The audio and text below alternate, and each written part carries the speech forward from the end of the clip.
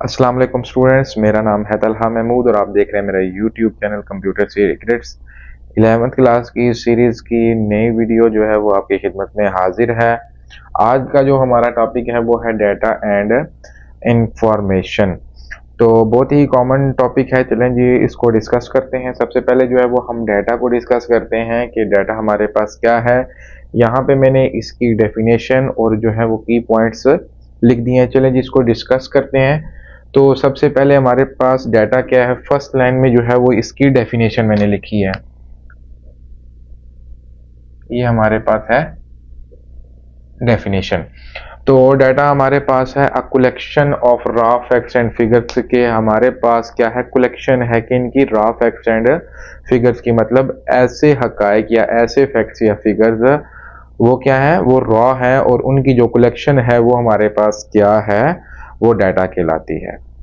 तो सिंपली जो डाटा की डेफिनेशन होगी वो हमारे पास क्या होगी, a collection of raw facts and figure is called data. मतलब ऐसे फिगर्स या ऐसे फैक्ट्स, फैक्ट मतलब हकायक या फिगर मतलब अदादो शुमार, वो क्या है, वो रॉ है और जो उनकी कलेक्शन है वो क्या है, हमारे पास डाटा कहलाती है। अब यहाँ पे एक वर्ड यूज हुआ है रॉ। तो नेक्स्ट लाइन में जो है वो रॉ का मतलब भी समझा दिया गया है कि the word raw means that the facts are unprocessed. कि रॉ का मतलब यह है कि जो हमारे पास जो फैक्ट्स हैं या जो हमारे कंप्यूटर में कोई रिकॉर्ड मौजूद है वो अभी तक क्या है, वो अनप्रोसेस्ड है। अनप्रोसेस से मुराद ये है कि अभी तक उस पर कोई भी ऑपरेशन परफॉर्म नहीं किया गया। मतलब ऐसे फैक्ट्स या ऐसे फिगर जो कंप्यूटर में तो मौजूद हैं बट उसके ऊपर कोई भी ऑपरेशन परफॉर्म नहीं किया गया, तो उस चीज़ को हम क्या बोलेंगे, अनप्रोसेस्ड। तो रॉ का मतलब क्या होता है कि ऐसे फैक्ट्स या ऐसे रिकॉर्ड्स या ऐसे फिगर जो भी क्या है वो अनप्रोसेस्ड है। ठीक है जी। नेक्स्ट हमारे पास लिखा हुआ है data is given to the computer for processing. देखिए हम कंप्यूटर में डाटा को स्टोर ही इसी वजह से करवाते हैं कि हम उसके ऊपर क्या कर सकें, प्रोसेसिंग कर सकें या उसके ऊपर ऑपरेशन परफॉर्म कर सकें। ठीक है जी। तो उसके बाद है जी कलेक्ट फ्रॉम डिफरेंट सोर्सेज। हम डाटा को डिफरेंट सोर्सेज से कलेक्ट करते हैं। वो डिपेंड करता है कि आप जो है वो किस ऑर्गेनाइजेशन का डाटा जो है वो कलेक्ट कर रहे हैं या आपकी रिक्वायरमेंट क्या है। ठीक है जी। उसके बाद आ गया consist of number, character, symbol and picture. आपका डाटा जो है वो किसी भी फॉर्म में हो सकता है। आप डेली लाइफ में देख सकते हैं व्हाट्सएप के ऊपर आपका डाटा डॉक्यूमेंट की फॉर्म में है, टेक्स्ट फॉर्म में है, ऑडियो है, वीडियो है, पिक्चर है। ये सारे का सारा जो है वो आपके पास डाटा होता है। ठीक है जी। उसके बाद है data is not enough for decision making. ये एक इम्पॉर्टेंट पॉइंट है कि जो हमारा डाटा होता है वो डिसीजन मेकिंग के लिए इनफ नहीं है। उसकी जो है वो एग्जांपल, बेस्ट एग्जांपल, डाटा की एग्जांपल ये नीचे लिखी हुई है। यहाँ से ही जो है वो आपको समझ आ जाएगी कि हमारे पास जो है वो डिफरेंट सब्जेक्ट्स के मार्क्स लिखे हुए हैं। ठीक है जी। इंडिविजुअल तौर पे किसी भी स्टूडेंट के हो सकते हैं। फॉर एग्जांपल इंग्लिश के 80, मैथ्स के 90 और कंप्यूटर के 76। अब यहाँ पे आपका लास्ट पॉइंट भी क्लियर हो जाएगा। देखें हर एक इंडिविजुअल जब सब्जेक्ट के मार्क लिखे हुए हैं तो हम कंबाइनली ये नहीं यहाँ पे कह सकते कि आया कि ये जिस स्टूडेंट के मार्क्स हैं वो वो ओवरऑल पास है या फेल है। मे भी हो सकता है किसी सब्जेक्ट्स के नंबर जो हैं वो इस तरह हो कि वो उस सब्जेक्ट में फेल हो, किस सब्जेक्ट में मार्क्स कम आ गए हों, किस सब्जेक्ट में मार्क्स ज़्यादा आ गए हों। बट ओवरऑल हम यहाँ पे अभी विदाउट प्रोसेसिंग जो है वो हम डिसीजन मेकिंग नहीं कर सकते कि आया कि ये स्टूडेंट जो है वो पास है या फेल है या इसकी एवरेज अच्छी है या बुरी है। क्योंकि ये हमारे पास जो फैक्ट्स आए हैं ये अभी रॉ है, मतलब इनके ऊपर अभी तक कोई भी प्रोसेसिंग अप्लाई नहीं हुई। तो ये आपका जो लास्ट पॉइंट था वो यहाँ पे क्लियर हो गया कि अभी हम इसके ऊपर डिसीजन मेकिंग नहीं कर सकते कि आया कि ये जो हमारे पास स्टूडेंट है ये फुल पास है या फेल है या कोई इसकी एवरेज कम है या ज़्यादा है। ठीक है जी। तो ये आपके पास था डाटा का टॉपिक। चलें अब इंफॉर्मेशन को डिस्कस करते हैं। होप सो कि आपको ये चीज़ समझ आ गई होगी। ठीक है जी। चलें जी हम इंफॉर्मेशन को अब डिस्कस करते हैं। तो नेक्स्ट हमारे पास है जी इंफॉर्मेशन। तो सबसे पहली लाइन में इसी तरह जो है वो डाटा की डेफिनेशन लिखी थी। अब यहाँ पे जो है वो हमारे पास इसकी इंफॉर्मेशन की डेफिनेशन है। अच्छा जी। तो हमारे पास जो इंफॉर्मेशन की डेफिनेशन है, the process data is called information.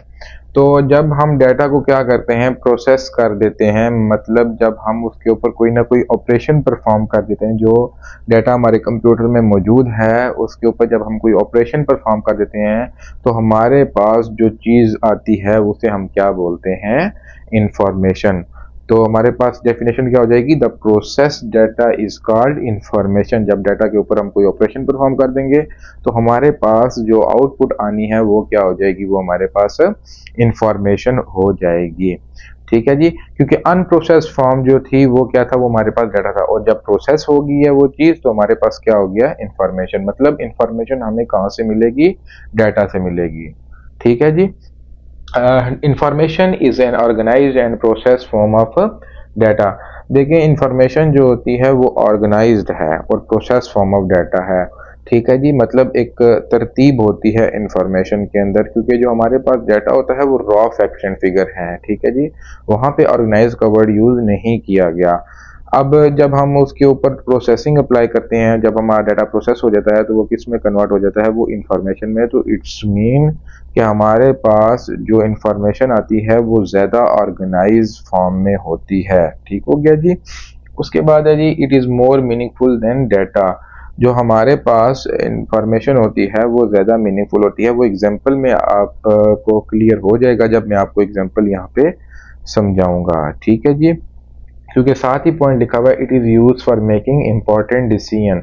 तो ये दो पॉइंट जो है वो आपको यहाँ पे क्लियर हो जाएंगे। लास्ट जो हमने डाटा पढ़ा था उसमें मैंने आपको ये बताया था कि जो हमारे पास डाटा होता है वो इनफ नहीं होता डिसीजन मेकिंग के लिए। ठीक है जी, क्योंकि हम प्रॉपर जो है वो उसमें गेस नहीं कर सकते। जो एग्जांपल मैंने दी थी वहाँ पे मार्क्स की किसी स्टूडेंट के, तो हम वहाँ पे प्रॉपर गेस नहीं कर पा रहे थे कि उसका ग्रेड क्या होगा, उसकी परसेंटेज क्या है, आया कि वो फुल फेल है या उसकी कोई सप्ली वगैरह मौजूद है, क्यों, जब तक हम उसको प्रोसेस नहीं करते, क्योंकि वो हमारे पास क्या था, रॉ फैक्ट्स थे। ठीक है जी, इसी वजह से वो हमारे पास मीनिंगफुल नहीं था, वो इनफ नहीं था डिसीजन मेकिंग के लिए, और वो ऑर्गेनाइज भी नहीं था। तो आपको ये जो तीनों पॉइंट हैं ये हमें यहाँ से क्या हो जाएंगे, वो क्लियर हो जाएंगे। तो एग्जांपल जो है वो पिछली ही मैंने ली है। अब यहाँ पे जो एग्जांपल आ जाएगी वो टोटल मार्क्स की आ जाएगी। लास्ट टाइम जो एग्जांपल जो डाटा में थी वो थी इंडिविजुअल मार्क्स ऑफ सब्जेक्ट, मतलब हर एक सब्जेक्ट के मार्क्स थे सिर्फ हमारे पास, उनके ऊपर कोई प्रोसेसिंग अप्लाई नहीं हुई थी। तो हमारे पास इंग्लिश के 80 और मैथ के 95, कंप्यूटर के 76, कोई भी हमारे पास डाटा हो सकता है। ठीक है जी। अब हमने उनको क्या किया, हमने उनको क्या कर दिया, ऐड कर दिया। इट्स मीन कि हमने उसके ऊपर क्या कर दिया, प्रोसेसिंग को अप्लाई कर दिया, हमने उसके ऊपर कोई ना कोई ऑपरेशन परफॉर्म कर दिया, तो हमारे पास क्या आ गया है, टोटल मार्क्स आ गए हैं। तो अब ये हमारे पास क्या आ गया है कि जो हमारे पास इंफॉर्मेशन आ गई है वो किससे आई है, डाटा को हमने क्या किया है, प्रोसेस किया, और जो चीज़ हमें मिली है वो क्या हो गई है, वो इंफॉर्मेशन है।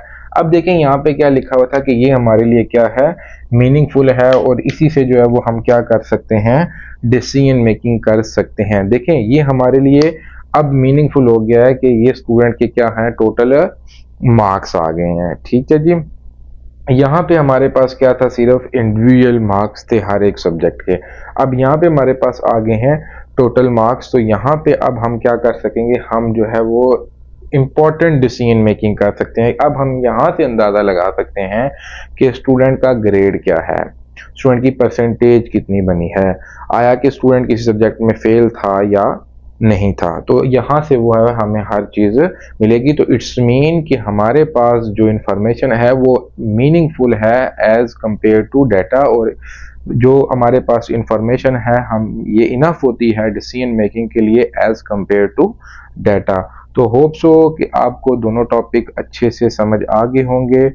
नेक्स्ट वीडियो में फिर आपकी खिदमत में हाजिर होंगे। तब तक के लिए मुझे इजाज़त दीजिए और चैनल को सब्सक्राइब कर दीजिए और बेल आइकन के बटन को प्रेस करें ताकि नई आने वाले लेक्चर्स की नोटिफिकेशन भी आपको मिल सके। अल्लाह हाफिज़।